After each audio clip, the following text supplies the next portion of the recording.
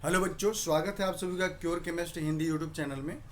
आज हम लोग बात करने वाले हैं क्लास 12th के सेकेंड लेसन विलियन के इम्पोर्टेंट ऑब्जेक्टिव क्वेश्चन की। ओके, इसमें हम लगभग आपका 18 क्वेश्चन का कलेक्शन तैयार किए हैं जो कि सभी ऑब्जेक्टिव है और आपके एग्जाम के लिए आपका जो बोर्ड होने वाला है उस बोर्ड के एग्जाम पॉइंट ऑफ व्यू से काफ़ी इम्पोर्टेंट रहने वाला है। ओके, इसमें सारा हम जो थ्योरेटिकल पार्ट है उन थ्योरेटिकल पार्ट को कवर कर दिए हैं। ओके, तो यहाँ पर आपको समस्या नहीं होगी जहाँ तक मेरा अंदाज़ा रहेगा कि अगर आप इन 18 क्वेश्चन को कर लेते हैं, दिमाग में रख लेते हैं, तो थ्योरी से इससे ज़्यादा क्वेश्चन नहीं पूछा जाएगा। ओके, तो देखिए शुरू करते हैं हम यहाँ से। पहला क्वेश्चन जो हम लोग का है उसकी बात कर ले तो देखिए फर्स्ट क्वेश्चन कहता है कि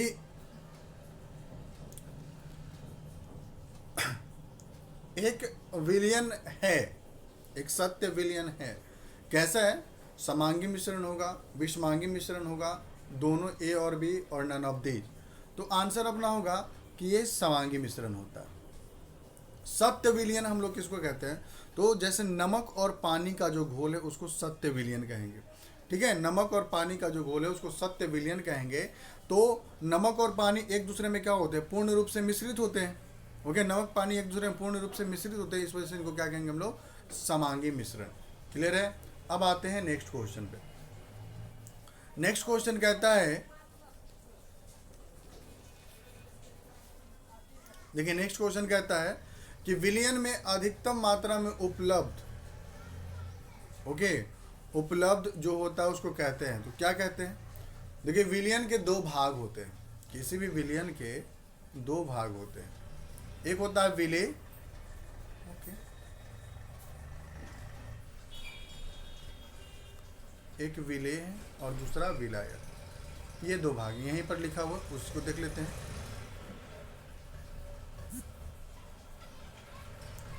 एक है आपका विलेय और दूसरा है विलायक।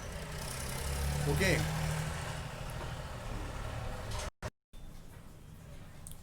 तो देखिए विलेय हम लोग उसको कहते हैं, जैसे एक घोल ले लीजिए नमक और पानी का। तो नमक और पानी के घोल की अगर आप बात करते हैं तो आपका जो नमक होता है वो कम मात्रा में हम लोग लेते हैं। अगर एक गिलास पानी लेते हैं तो उसमें 1 चम्मच नमक, 2 चम्मच नमक मिलाते हैं। ओके, तो नमक की मात्रा कम लेते हैं और पानी की मात्रा अधिक लेते हैं। तो यहाँ पर जो नमक हो जाएगा आपका विलेय हो जाएगा। जो कम मात्रा वाला होता है वो विलेय होता है, जो अधिकतम मात्रा वाला होता है उसको हम लोग विलायक कहते हैं। क्लियर? कम मात्रा वाला विलेय और अधिकतम मात्रा वाला विलायक कहलाता है।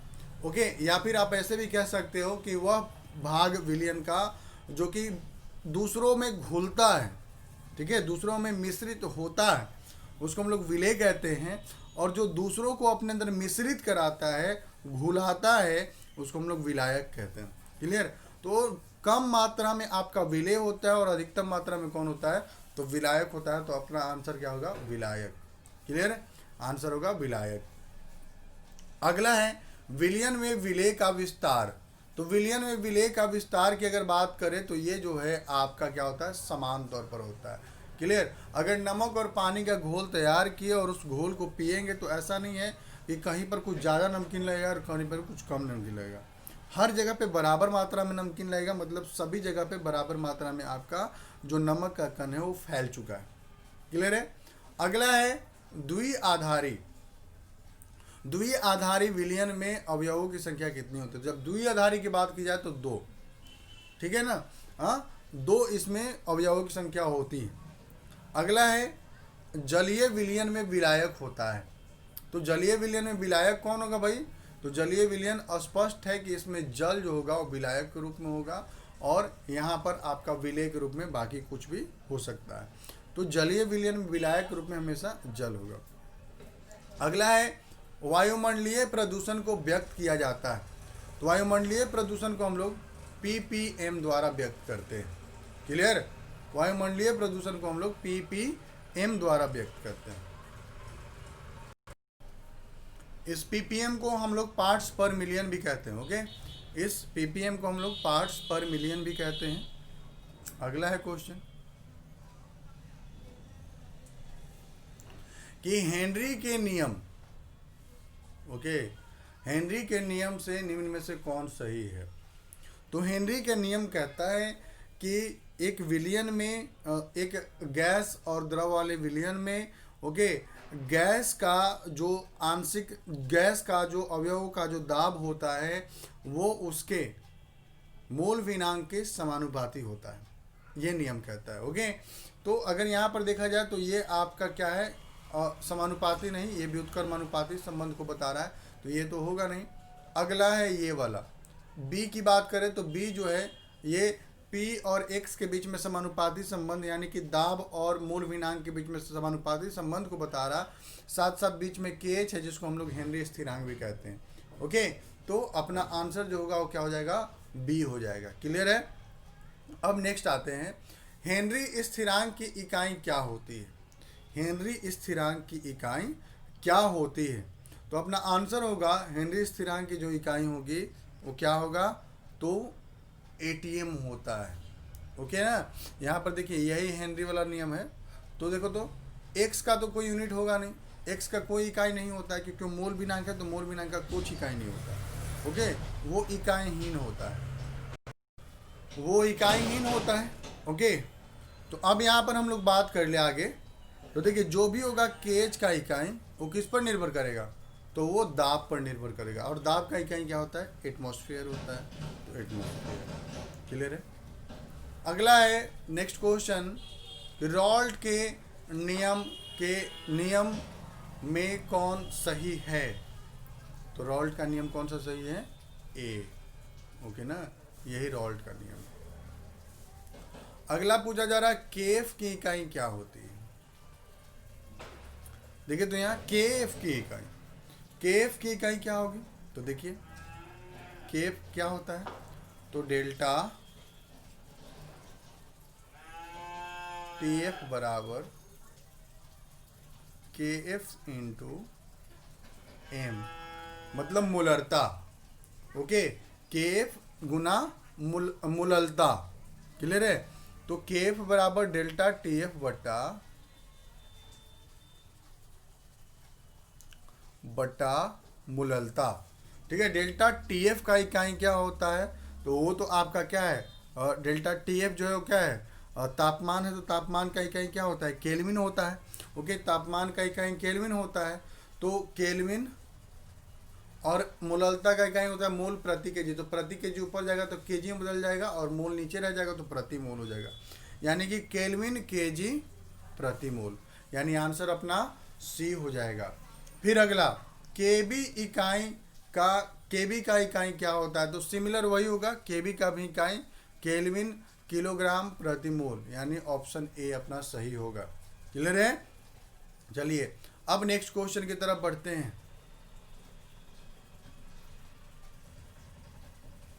देखिए नेक्स्ट क्वेश्चन कहता है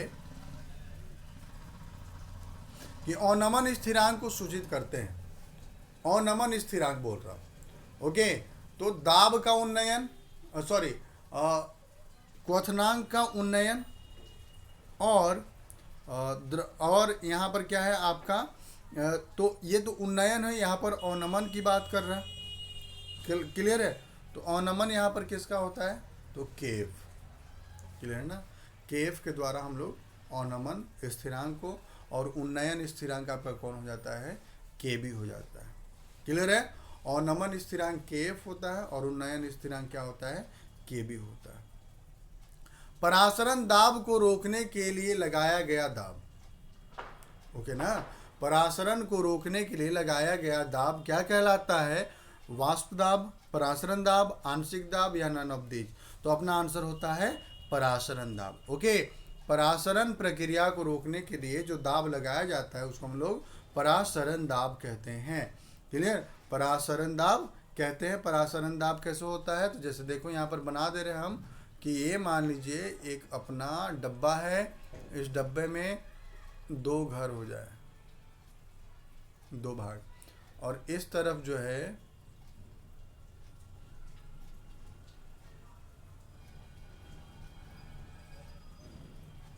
इस तरफ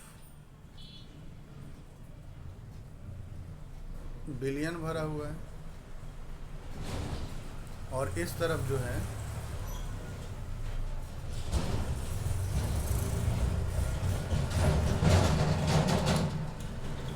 इधर देखिए, इस तरफ खाली विलायक,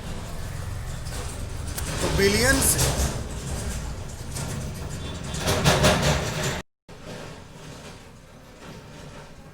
अगला देखते हैं। अर्थ पारगम्य झिल्ली बना होता है, तो आंसर अपना होगा सेल्यूलोज का। परासरण दाब और सांद्रता के मध्य संबंध, तो परासरण दाब और सांद्रता जो होता है एक दूसरे के समानुपाती। अगला क्वेश्चन है डेल्टा टीएफ और मोललता के संबंध, तो ऑप्शन बी क्लियर है। डेल्टा टीएफ बराबर केएफ गुना एम, क्लियर। उसके साथ साथ डेल्टा टीएफ समानुपाती एम, ये भी होता है, लेकिन अगर ज़्यादा परफेक्ट कहा जाए तो ये हम लोग को दिख रहा। ओके, अगला, जब विलेय का अपघटन विलयन में होता है, तो जब अपघटन होगा, विघटन होगा यानी टूटेगा, तब आई का मान 1 से ज़्यादा होता है, और जब संयोजन होगा तब वहाँ पर आई का मान 1 से कम होता है। क्लियर है। और लास्ट क्वेश्चन है कि वह विलयन जो रॉल्ट के नियम का पालन करता है, तो उसको हम लोग आदर्श विलयन कहते हैं। इतना क्वेश्चन हम लोगों को कर लेने की ज़रूरत है, इतना क्वेश्चन हम लोग कर लेंगे, हम लोगों का ऑब्जेक्टिव क्वेश्चन इस लेसन का कंप्लीट हो जाएगा। इतने से ज़्यादा क्वेश्चन पूछने की संभावना नहीं होती है जहाँ तक मेरा एक्सपीरियंस है। ओके, तो आप इन सब को कंप्लीट कर ले। थ्योरी पार्ट से इतना ही क्वेश्चन पूछा जा सकता है, इन्हीं में से कोई 1-2 पूछे जा सकते हैं। ओके, तब तक के लिए पढ़ते रहिए, स्वस्थ रहिए, धन्यवाद। और फिर मिलते हैं अगले दिन अगले यानी इलेक्ट्रोकेमिस्ट्री के टॉपिक को लेकर के, और उसका जो इलेक्ट्रोकेमिस्ट्री यानी विद्युत रसायन, उसका जो आपका क्वेश्चन है ऑब्जेक्टिव, उन सभी क्वेश्चन को लेकर के मिलते हैं और आपको बताते हैं। Okay, thank you.